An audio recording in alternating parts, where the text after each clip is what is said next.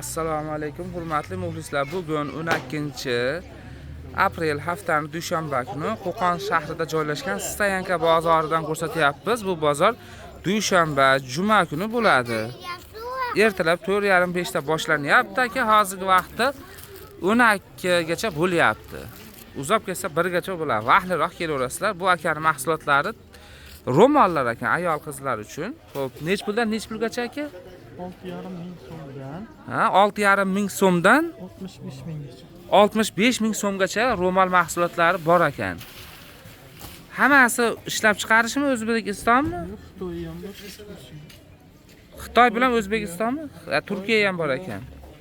O'zbekiston ham. Hop. Buning razmeri nechiga nechi bo'ladi? 12 chorakligi bor, 14 chorakligi bor. 12 ha. Bir 10ligi bor aka. 12 chorak, 14 chorak, biri 10ligi bor ekan. 14 chorak ha? Hop. Nomeringizni qo'yaylikmi? Ha, qo'yaver. Nechi? 90lik, 90lik 305, 305 0027.